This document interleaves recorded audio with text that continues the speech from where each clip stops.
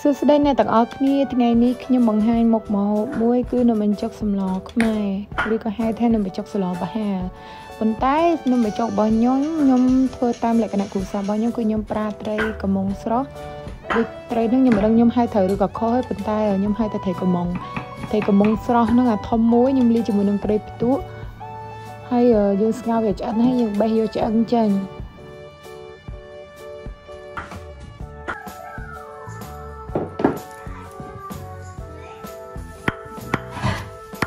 សម្រាប់គ្រឿងវិញគឺខ្ញុំទិញគ្រឿងដែលគេលក់បុកស្រាប់យកពីផ្សារមកបុកបន្ថែមដែលយើងដាក់ខ្ទឹមដាក់អីចូលថែមទៅយើងចូលចិត្តម្ទេសឬយើងចូលចិត្តថែមគ្រឿងអីយើងថែមតាមនឹងបាន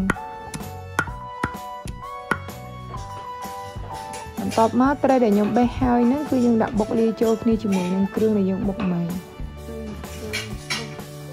ដោយសារត្រីកំមុងវាមានឆ្អឹងច្រើនជាងអ្នកទាំងអស់គ្នាទៅរើសឆ្អឹងឲ្យប្រយ័ត្នមែនតើព្រោះថាខ្លាចវានៅជាប់នៅសល់មានឆ្អឹង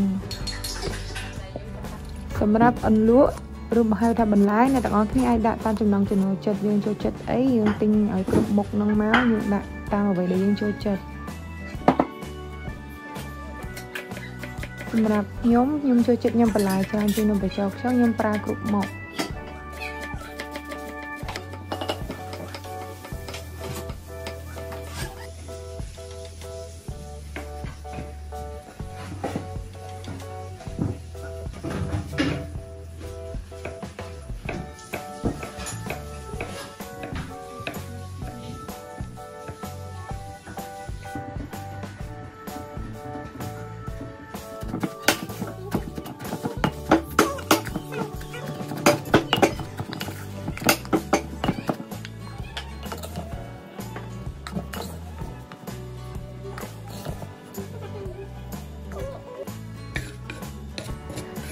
ចឹងឥឡូវត្រីនិងគ្រឿងខ្ញុំបុករួចហើយ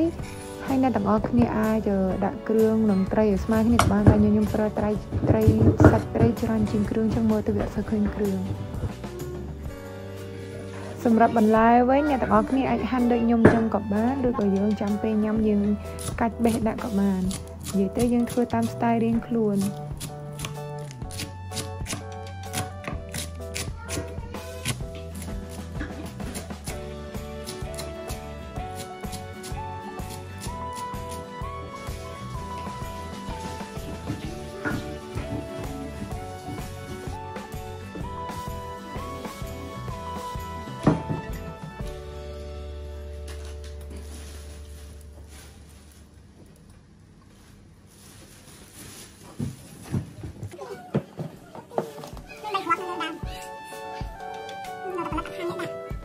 សម្រាប់នំបញ្ចុកសម្លខ្មែរគឺយើងមិនអាចចោលបាននៅបន្លែឬអន្លក់ខ្ចីៗហ្នឹងទេគឺថាដាក់កាន់តែច្រើនកាន់តែឆ្ងាញ់អញ្ចឹងសម្រាប់អ្នកទាំងអស់គ្នាបើចូលចិត្តបន្លែអីយើងអាចដាក់ថែមថយតាមនឹងបាននេះគឺទឹកស្ងោរត្រីយើងកុំបោះចោលវាយើងដំខ្ជិលពីមើមទៅហើយយើងបង់ចូលទៅក្នុងទឹកដែលយើងស្ងោរត្រីហ្នឹងហើយលាយជាមួយស្លឹកក្រូចពីសម្លឹកបើអ្នកទាំងអស់គ្នាអត់ចូលចិត្តប្រហុកមិនចាំបាច់ដាក់ក៏បានតែសម្រាប់ខ្ញុំចូលចិត្តអញ្ចឹងខ្ញុំដាក់ប្រហុកចូលប្រហុកគឺយើងដាក់តាមស្មានមើលចំនួនបរិមាណទឹករបស់យើងព្រោះថាម្នាក់ញ៉ាំខុសគ្នាចឹងខ្ញុំអាចប្រាប់ពីថាបរិមាណទំហំទឹកប្រហុកហ្នឹងប៉ុន្មានព្រោះពេលខ្លះខ្ញុំញ៉ាំខ្លាំងឬក៏ខ្ញុំញ៉ាំខ្សោយចឹងទៅខ្ញុំអាចប្រាប់ទៅថាដូចអ្នកទាំងអស់គ្នាចូលចិត្តចឹងខ្ញុំដាក់ស្មានមើលជាមួយនឹងទឹករបស់យើងថាច្រើនបន្តិចខ្ញុំដាក់តាមហ្នឹងពេលដែលប្រហុកអាលីចូលគ្នាជាមួយនឹងទឹកហើយយើងចាប់ផ្ដើមបង់គ្រឿងហើយនឹងត្រីដែលយើងបុកហើយមិញនឹងចូលទៅក្នុងសម្លហ្នឹងហើយយើង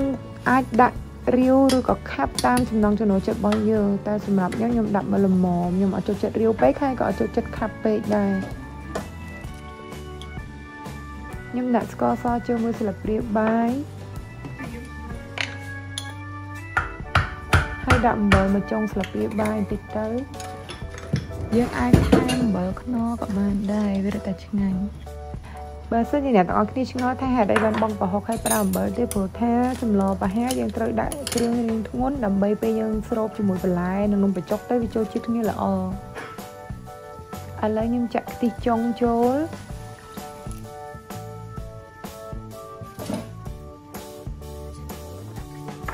ថ ហើយបន្តមកទៀតខ្ញុំចាក់ខ្ទិះដើមចូលហើយđâyបានឆ្ងល់ថាដាក់ខ្ទិះចុងហើយខ្ទិះដើមដែរព្រោះថាខ្ទិះចុងយើងដាក់ដើម្បីយកបរិមាណទឹកខ្ទិះដើមគឺយើងដាក់ដើម្បីឲ្យវាឈ្ងុយតែបើអ្នកទាំងអស់គ្នាអត់ចូលចិត្តខ្ទិះទេយើងអាចអត់ដាក់ខ្ទិះបានយើងចាំដាក់ខាងក្រៅក៏បានដែរឥឡូវសម្លខ្ញុំឆ្អិនហើយខ្ញុំចាប់ផ្ដើមលាយនំបញ្ចុកញ៉ាំម្ដងខ្ញុំញ៉ាំបន្លែច្រើនជាងនំបញ្ចុកដូចខ្ញុំប្រាប់អញ្ចឹងយើងដាក់បន្លែគ្រប់មុខចឹងមកយើងចូលចិត្តអីយើងដាក់នឹងមកហើយយើងដាក់នំបញ្ចុករួចហើយយើងស្រូបទឹកស្លអ្នកទាំងអស់គ្នាឃើញគ្រឿងដែរហ្នឹងដោយសារតែខ្ញុំបុកគ្រឿងអត់សូវម៉ត់ល្អអញ្ចឹងអ្នកទាំងអស់គ្នាអាចបុកឲ្យម៉ត់ជាងនឹងបានអូខេរួចរាល់ហើយអ្នកទាំងអស់គ្នាអាចធ្វើញ៉ាំខ្លួនឯងបានណាគឺត្រីកំមុងលាយមួយទេពទូគឺឆ្ងាញ់មែនតើហើយគ្រឿងផ្សំយើងអាចដាក់តាមចំណង់ចូលចិត្តគ្រួសារយើងរៀងៗខ្លួនណាព្រោះថាយើងញ៉ាំខុសគ្នាអរគុណច្រើនសម្រាប់ការតាមដានទស្សនាវីដេអូរបស់ខ្ញុំបើសិនជាអ្នកនរនេះចូលចិត្តកុំភ្លេចជួយ like share subscribe ផងអូខេបាយបាយ